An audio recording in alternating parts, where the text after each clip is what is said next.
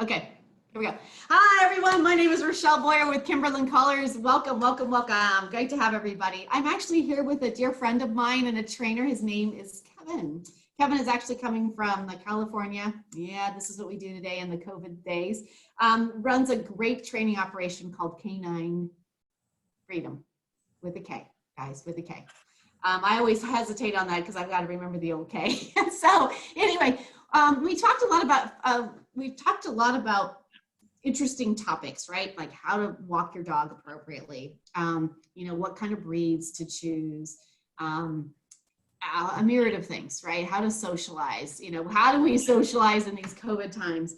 So today, what are we going to talk about, Kevin? Well, let's talk about everyone's favorite command that most dogs don't seem to want to do, which is come. Yeah. You see most dogs that just run away from the owner more than come back to the owner. So I figured it'd be a good one to talk about. I love it. I love it. I think it's really good. We actually, before we got on this call, I was chuckling. I'm like, I had my neighbor that their dog comes running over, and as soon as she says come, the thing runs away from her. I know if I want to go over and if I want the dog to go back home, I just go to try to catch it and it's out of here. Yeah. So yeah, let's talk about that because it's probably one of the single most important commands and the most frustrating. I don't know, it's a small percentage in my opinion of the dogs that actually come. So yeah, let's tell us about it, please. Yeah, so right now, I guarantee 60 or 70% of people, when they tell the dog to come back to them, it's it's when the fun's over. They go to the dog park and they leave.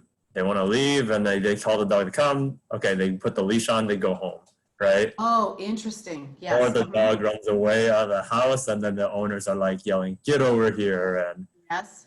And then the dogs are they feel the anger from the person and they're like, nope, I don't want to come back. So the big things are just how you project yourself when you call your dog. And you also need to make it where recall does not mean the fun's over. That is a very, very, again, I like a light bulb went off in my head. That is super important because exactly what you said, come means you're going home. It's over.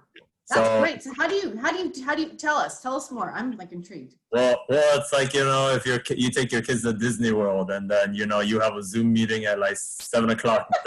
Yeah. The fireworks at 10 o'clock and then all their friends are still out, right? Then the kids are like, that's not fair. I want to stay longer, Yeah. And then also just we only practice in certain areas. I practice it all the time. I make it part of my routine versus a training thing, Okay. So even on a 6-foot leash, you can still back up, moonwalk, and tell your dog to come. You can put a 10-foot leash, let it run around the park a little, then safely, he can run around, practice come, and I'll bring a hot dog, or filet mignon or something, make it really good. I make the recall very worth it for the dog.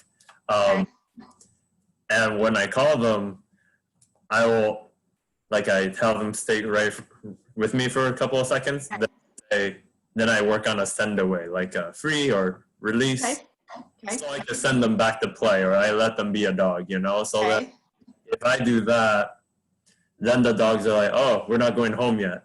It's he let me go play again. So then this way your dog's checking in with you and it's very reliable.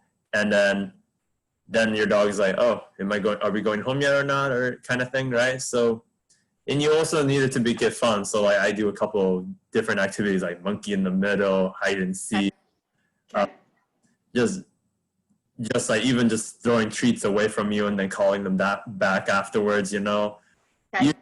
It's just be engaging with the dog when you do it, and then you practice in different settings and you have really high value food when you do it.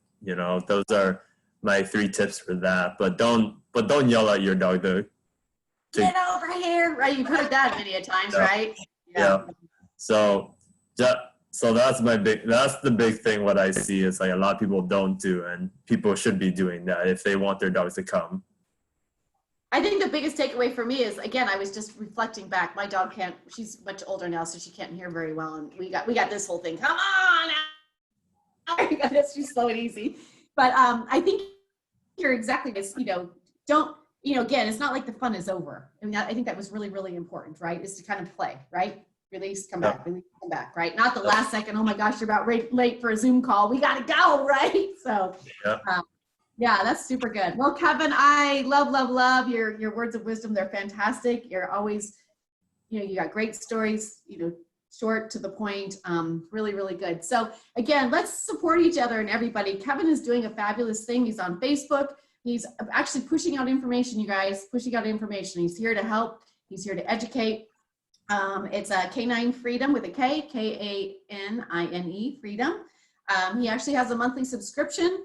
Affordable.